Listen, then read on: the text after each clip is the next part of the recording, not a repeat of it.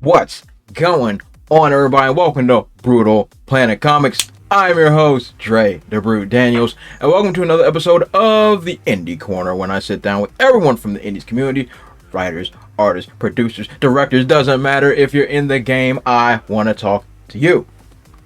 So today we have a very special guest who has been producing a lot of good work. He is the writer and author of Neotheric, 6-8, and Book of Legend. He's got a lot going on. Give it up, everybody, for Michael T Gonzalez. Can I do that too? Yes, like you can. You can do it. You can get it, yeah. Yeah. What is going on, my friend? How are you today? I'm all right. How are you doing? Good. So, thank you for making the time to come on my show. I've mentioned before, I really appreciate your work. I can't wait to get into some of this stuff. But first things first, let's just get to know who you are, where you're from. Tell us about yourself, Michael. All right. My name is Michael T Gonzalez. So I'm like an 80s kid. I grew up, loved reading comic books, and I had the crazy idea that one day I might be able to make them myself. So I tried for a long time, and then I kind of gave it up for a long time. And then when I was living in China, and I figured I'd just give it one more shot, because I became aware of Comixology and all the digital platforms that you can use nowadays. Because like in the old days, you just have to, if you're a writer, you just had to try to find someone in your neighborhood who was an artist or something to try to work with. But now your neighborhood's the whole world. So I was like, well, let me give this one more shot. So I started writing again and started, trying to contact different artists, putting stuff together. And over the last, what is it now, maybe 6 or 7 years, I've produced about 3 books. And now I'm just trying to really get them out into the world. Because originally I was just going to do the idea was to do the digital and try to build up a library of material instead of just putting all my eggs in one basket. Say, hey, I have this one concept, and let's just go 1,000 miles an hour with this one concept, and maybe people just don't like it. So I wanted to do like a lot of different things, and have a bunch of stuff, and then one day maybe go to a convention and do the convention circuit, start selling them to people. So that's basically where we're at right now. I've got the 3 books, and they're all printed, and I'm kind of going over to Indiegogo and trying to see if I can get it out to the people there. Okay, well that's a heck of a thing. So so I heard you mention that you lived in China. I want to get into that in a hot second. So where in the States were you from originally? Everywhere. My dad was in the Army. Oh, okay. So I'm an Army brat too. So we lived all over. I was born in Georgia, but we lived everywhere. And then even after he retired, I kind of kept that sort of nomad lifestyle. So I'm just used to it. I can't stay in one place for more than like a couple of years. Wow. So I've moved all over. I've been all over America. Wow, that is really cool. Yeah.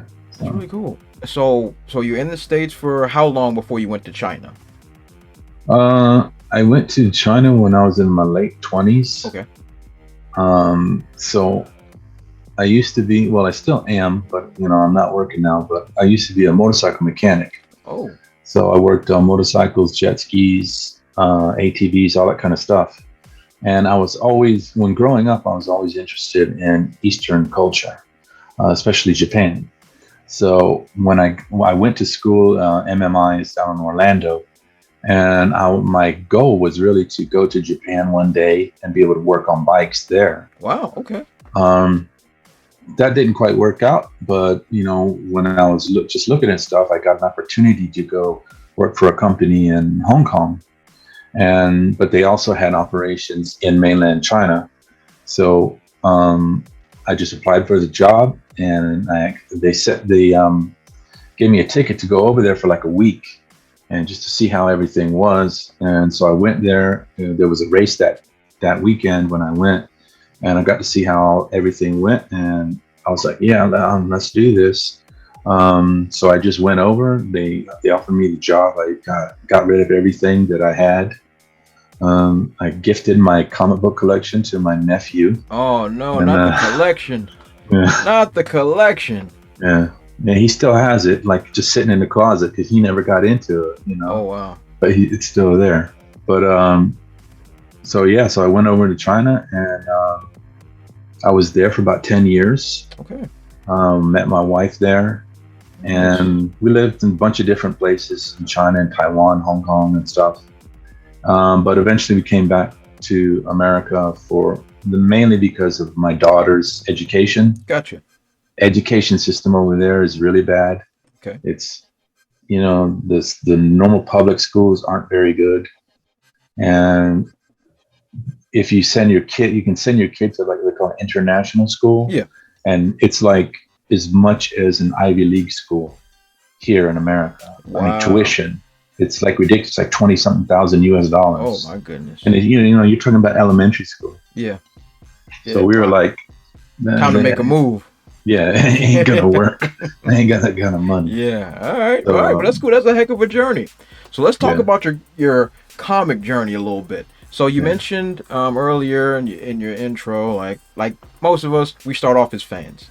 And we start off as fans, and they were like, "Hey, I want to try and do some of this stuff. This stuff looks cool. I want to do it."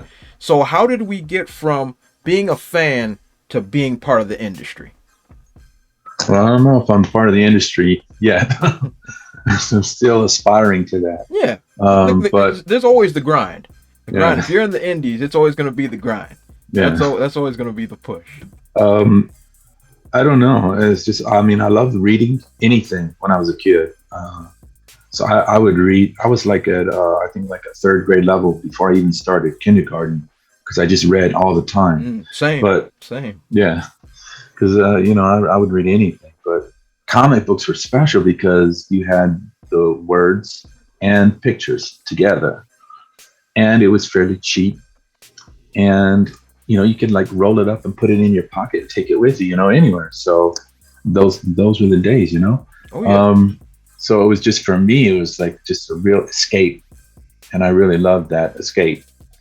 But I think, I don't know, I think I read something about like Jim Shooter was writing stories for DC when he was 13 years old. And maybe that was the thing that implanted in my head. It's like, well, if he can do it, I can do it. Hey. So why not?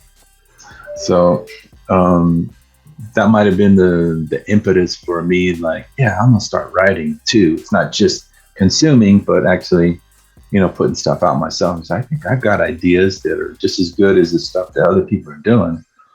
So I just started writing, and back then it's like just had a typewriter. Yeah. Sit there and type. If you made like one mistake, you would have to retype the whole entire page. Don't remind me. Like my father used to have this typewriter that I used to, same thing. I started the exact same way. Just playing with the typewriter and trying to write out stories. And I remember when I forgot to slide it once. I put an L over an O. It was over. Yeah. It was over. I just looked at Start all over. Exactly. If you saw the tears in my eyes, I was like, whatever. Thank God we got a computer. Thank God. Yeah. We got that. People today, they don't know that struggle. Oh, no. Oh, they don't know. They don't know the grind. They don't. They just. Oh man, the pain. I hope my old man burned that thing. I hope that thing is longer. Oh man, good grief. You give me flashbacks, Michael. You give me flashbacks. Good grief. All right, well, that's cool. But yeah, everybody starts off with that. In that inspiration that you have. So many other folks have been motivated by seeing like their favorite writers or favorite creators, just seeing how they got started and just getting that motivation. I'm so happy that you got that zeal to do that. Yeah. So there's also like in the 80s there was Marvel put out what's it called, a Marvel Tryout book or something. Yeah, I remember. It's like this big book, and it was it was mostly for artists. They were looking for artists, inkers and stuff like that. Since I couldn't draw, but they had a thing, I think it was part of this, but they had a thing where you could send them what they called springboards. And it was like a couple paragraphs, of what your idea was, and then 1-page synopsis of your Yep. story. And I sent those in. I sent like, I think like 3 of them. And that was when I was like 11 years old. And I think I still have somewhere the rejection letter. I actually got a letter from Marvel, and it had Stan Lee's, photocopied signature. Yeah. But I was just amazed that I actually got something back. It's like, holy crap. They don't even do that now. Oh, Nobody does no. it now. Oh, no. Not anymore. Just throw your shit in the trash. Yeah. If you're lucky, it makes it to the trash. If you're lucky. Yeah. But yeah, I remember seeing those submissions way back when. I never tried it. Some of my older family members, they tried it, but me, I was like, I was a kid, and I was like, I'm not that good. Let me just keep reading, doing that. But yeah, that's great, man. That's great. Well, I've always been delusional. I always think about it. We all are a little bit. I was in high school. I thought I was going to play pro football, all this kind of stuff. I was. We all have pipe dreams, Michael. We all have pipe dreams. But that's great, man. So let's talk about some of your work. And I have I've taken a look at all the books, the 3 books that you have: Book of Legend, 6-8, and Neotheric. Tell me the process. I want to save Neotheric for last because honestly, out of all your books, it is my favorite. Because I'm gonna gush about that straight up and down. So tell us about how you got Book of Legend and the motivation of that, and then 6-8, and then we'll move to Neotheric. Yeah. So basically, it started off, like I said, I was in China, and I had this idea of, okay, let's try this again. And 6-8 was the first one that I thought of, because me and my wife were watching Walking Dead at the time. Okay. And she suggested to me, it's like, hey, why don't you write a horror story? So it's like, I was never really that much into horror. I still am not really. But, as a writer, I like challenges. It's like, just like the short stories in Book of Legend, they basically came about because I was like, can I write a short story that tells a coherent, compelling story in just a few pages? Yeah. It's a challenge. It's like, okay, let's try and see if I can do it. So 6-8 was the first one. I came up with it. It was actually kind of based loosely on an old idea I had, like in high school. But then I reworked it, kind of wrote it into a synopsis for a feature-length film. And then I thought, well, maybe I can make this as a short film. So I brought it back down to just like a 30-minute script for 30 minutes. And then I got more, I became more aware of the comic book stuff. So I was like, well, let me try doing this as a comic book. So that was the first one. I rewrote it as a comic book script. I looked for people online. I found the artist. His name was Alan Burns on Pencil Jack. There's the website. I don't know if it still exists. But so I just talked to him, and I sent him the script, and we went back and forth with it, and it just made it. There were some bumps along the way because it was the first thing I did. But so I had that done. I had that in my pocket, put it on Comixology. I think it was in 2015 is when I first put it on there. Okay. And then I was like, okay, well, what do I do with this now? I don't know what can I do with it other than just sticking it on a website. And like I said, I always had the idea that one day I want to print it, have a printed copy, and maybe do conventions and stuff like that. Because I was not aware that people were using Kickstarter for comic books. Oh. I thought it was amazing. Because at the time, you can't use Kickstarter in China. Okay, so it's not. So Kickstarter is not in China at all. I don't know now. At the time, but at the time, you couldn't. They weren't in China, so I couldn't even be a part of that.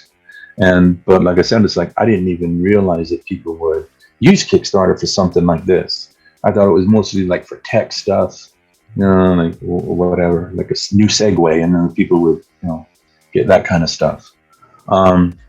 So that never occurred to me at that time. So the only thing I thought of was like, okay, I make it and then I submit it to publishers and see if someone will publish it. And so it's like nobody ever contacted me about it. So I just put it up on Comixology and say, okay, well, now let's go to the next thing. God. And then the next thing is I became aware of Mark Millar's, I don't know if it's Millar or Miller, his website. And he had a good writers forum on there where people were really active, and they were all about like writing short stories, these like writing prompts and just doing stuff. So I got on there, wrote a bunch of different things, and he had like this Miller World Annual every like 2 years he did it, and you submitted stories based on his characters, like Huck or Hit Girl or Kick Ass. Yeah. So I wrote a bunch of stuff for that, but nothing got accepted.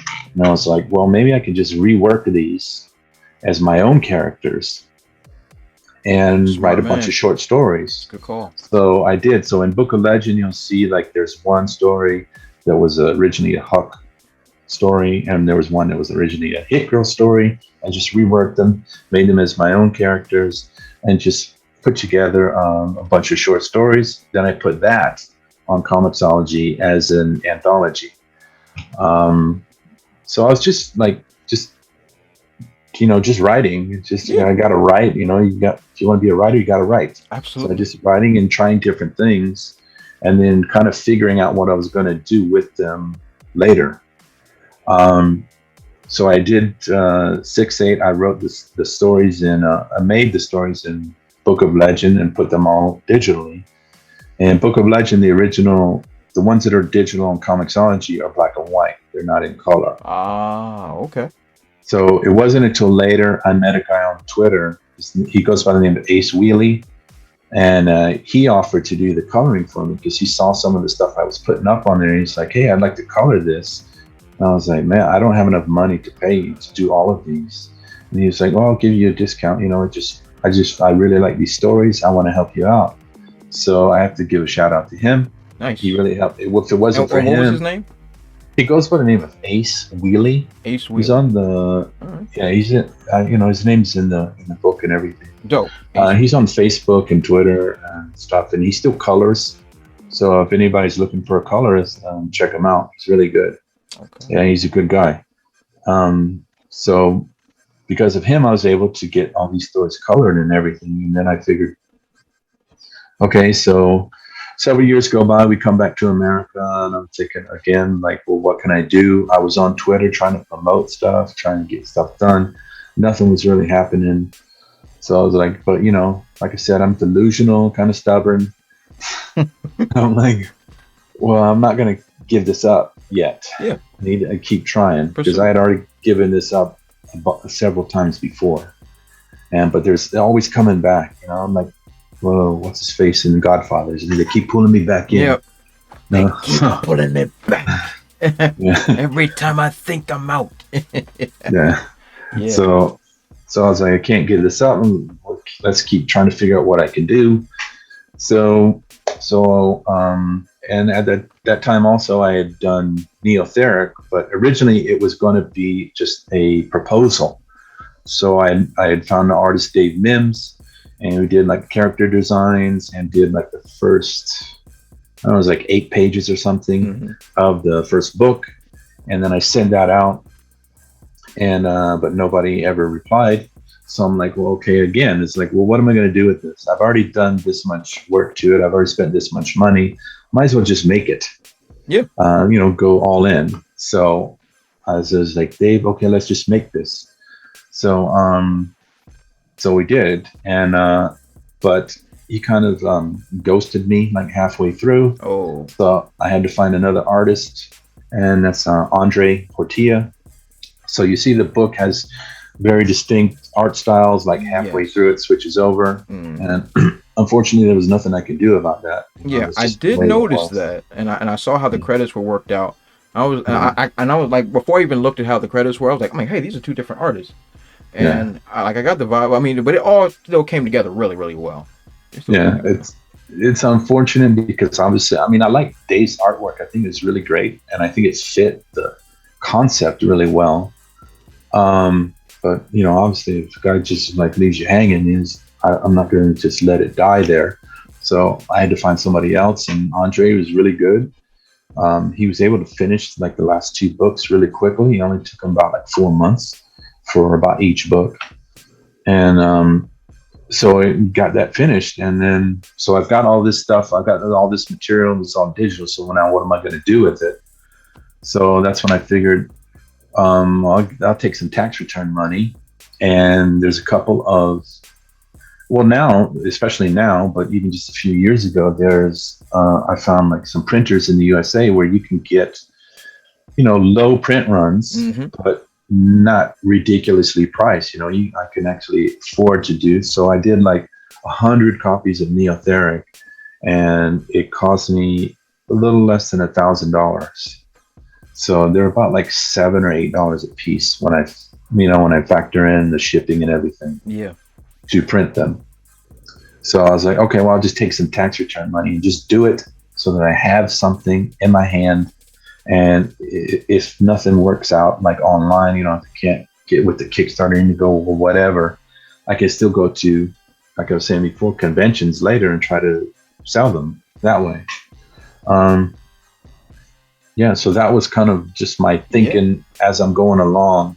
What can I do with this? Not give up, just try to keep figuring out, different ways that I can do something Get it with it. done. And Yeah. I really appreciate that effort because it's really easy to quit. Yeah. Because there's always roadblocks, especially when you're doing the indie game. So just Yeah. to rewind a tad bit, I wanted to talk a little bit about each one of those books and things I really appreciated. First off, with 6-8, I Yeah. love anything that's in a noir style. So Yeah. right when I saw the heavy shadows and the deep penciling and inks, I'm like, okay, I'm hooked. I'm hooked. I love Yeah. noir. I love mystery, and how you wrote it is like to put like it's like a pulp style, as in Yeah. like hey like you said the short stories. Like Yeah. I really like that because it feels succinct. It feels like something that's not overpowering, and I feel like I can get the point of each story and then appreciate it for what it is, and then move on to the next. I Yeah. really like that about 6-8. So very good on you, Michael, for that Thank you. type of writing and that type of direction style. Excellent. Book of Legend. I liked the cartoonish feel. I love the cartoonish feel of Book of Legend. It took me back to my childhood. It made me think of when, well, technically Warner Brothers used to do um, like spoof versions of like Batman and them and use like Pinky and the Brain and Yeah. stuff like that. Like it gave me that type of feel of that type of childhood joy Yeah. pumping in my blood. So I really like that. I love the colors. The colors are amazing. So good on your boy for getting those colors in because I think it really worked really well with the superhero what was excitable explosions, all that cool stuff. So I think that worked Yeah. really well. Now it's time for me to gush a bit. Neotheric. I really like this book. I really liked it. Now I'm not going to get into spoilers here. I want people to check this book out. But the whole idea of dinosaurs are actually just aliens that were placed here. I loved everything about it. I love how I loved how the perception of humans that they have for humans Yeah. and how they viewed their ancestors as the primitive ones. It's Yeah. I love that. Um I love their journey, and I don't know if you ever played this game back in the day. It was a Sega Genesis game called Dinosaurs for Hire. I don't know if you ever played it before. But I might have. I had a Genesis, but I don't remember that game. yeah, basically there's a T-Rex, there's a pterodactyl, there's a triceratops, and you're pretty Yeah. much going through quests with machine guns and bazookas and stuff. Like right when I was reading it, I was like, oh my god, it's Dinosaurs for Hire. Holy crap, it's on the page. Was I was so excited. I was so excited while I was reading this book. This one was a lot of fun, and Yeah. even though it's 4 issues long. I think this one's 4 issues long. This Yeah, series, it's originally 4 digital issues that combined them together. So the graphic novel is 96 96 pages. pages, Yeah. and I'm telling you, I blew through those 96 pages in a day. I could Yeah. not stop reading, and for everybody out there, all three of these books are tremendous. But my personal favorite was Neotheric. If you like action and comedy and outlandish stuff, like this is the one. I love this. I love these books. I love all three of them. But Neotheric was right there in my soul. You got me in my soul, Michael. And so I really like this one. Yeah. Yeah, I appreciate that. yeah, absolutely. You did fine job, fine writing, fine, and like everyone always underestimates the power of direction. Your direction was great. I can see how you can chronologically put your story and how it all fits together. I loved it. Everything about it is great, and your style is really amazing. I really enjoy your work.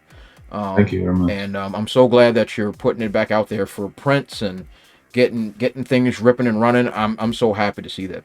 So now that these books are these books are done. So what are you currently working on right now? Well, right now we're doing the Indiegogo to try to, like I was saying, try to reach people over there, because originally, so I did Neotheric. So I did this book, printed it with my own money. Then 6/8 came next. We did that earlier this year. We did this on Kickstarter just to get money to print it. And so Neotheric only did 100. 6/8 only did 80. And then Book of Legend, we did this just like 2 months ago. And this only did 75 copies of this. Okay. So I already have these. They're here. And Indiegogo is a little different because when people pay for it, they take the money immediately. And not like Kickstarter, where like you pledge for something and then you wait until the campaign is over, and then Kickstarter tries to collect the money. And then I've had this happen, and I've seen other people have had this happen, where people will pull their pledge like at the last minute, or they Kickstarter for whatever reason can't collect the money because like maybe they canceled their card or something. So, and for someone like me, who's, I'm not a big name, I'm not making thousands of dollars off of this, every dollar counts. Yeah. So when somebody does that, that can really screw me up. And then I can't, I might not even be able to print anything at all, even though at the end it says, oh, your campaign's successful, but it's not really. Yeah. And also considering that Kickstarter takes so much money out of what you get anyway. But Indiegogo is different. So that like when you pledge for something, it'll take your info immediately. And then the only issue is that I have to first get to the minimum goal of 500. Got it. Once we get to that minimum goal, then I can lock everybody's pledge. And then I can send it out to people immediately, like the next business day. That way, I'm just trying to sell through the inventory that I have right now. I'm not trying to raise money to make it. I'm not trying to raise money to print it. I'm just trying to basically just you buy it and I send it right to you. That's it. Pretty close. That's a good move. Yeah. So, but obviously it's very limited because I think right now I've only got like about 50 copies of each book. So that's kind of like, one thing to keep in mind is if people come in, and go, then they might be gone. Yeah. And I don't know when or if I would ever be able to print any more of these. But who knows? So that's what we're trying to do right now. And it's not just the books. I've got a bunch of extra things too. I've got like a poster for Neotheric by Rob Willis. There's I got metal cards, metal bookmarks, all kinds of other things. I also have my daughter has a mini comic that she made. Yeah, I helped her out with it. I don't have it right here on my desk, but you'll see on the campaign, she came up to me one day and she's like, "Hey Dad, can I make a comic book, my own comic book?" I was like, "Sure." So we got together, kind of brainstormed what her idea was, and we actually made it. So she wrote it, she drew it. We scan it and then do the digital coloring and lettering, and then we print it at home. And we also have like a Pokemon style trading card that goes along with the book. Nice. Because the concept of the book is they're like these secret agents, and they go around the world trying to gather these mysterious or mystical objects that can be either used for good or bad, good or evil. And so I decided, I was like, hey, well, maybe if we can make like a Pokemon card of that object that's in the book, it adds like a little extra layer of kind of like fun and interest, So it's kind of like what do you call Geronimo Stilton or Dogman, yeah, or those kind of Captain Underpants, those kind of just for kids, yeah. little fun kind of comedy adventure sort of things. That is really cool. And Mike, I'm so glad to see that your daughter is into that. I'm so glad to see that you've inspired. You've inspired your daughter to get into the game. And that took a while, man. Yeah. Oh, of course. I've taken both of my kids to like 3 conventions so far. Good. And in the beginning, like my daughter, she was like not into comics. I would take her to comic shops and everything. And there's, some books for kids. And so I was like, hey, would you like that? And she's like, no. I went, nah. But now I take them to a comic store. They'll run right to the comic books, the kids section. Excellent. And they'll look for books now. So nice. It took time. Always. But I stuck with it. And now they're into it. So, and now she's making it. And Michael, that's the story of your life. Like the grind, the push. And now you're inspiring your kids to get into it. That is so great. That is so good. Nothing brings me more joy than to see some like a father or a mother's passion, and they pass it to their kids, and then like they start getting it. It's a beautiful thing. It's a beautiful thing. Thank you. Yeah. Michael, wow. First of all, I want to thank you so much for the time. You coming on and sharing your story. I just work here. like everything that you're doing is great. I love your work. I love your writing. Everything you're putting together is amazing, and I like it. Thank you. That's all I can really say. I mean, I'm really impressed with all the stuff that you're doing and all the stuff that you've been through, and that you've come so far. And it's great. So everybody out there that checks out this video, check out Michael's work. I'm going to leave links in the description section below. Check out his Indiegogo.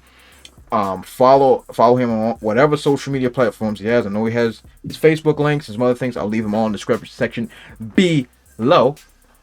Also, follow your boy Dre the Brute himself on all his social media platforms. It's right below my face, right there at the Brute00 on all that good stuff.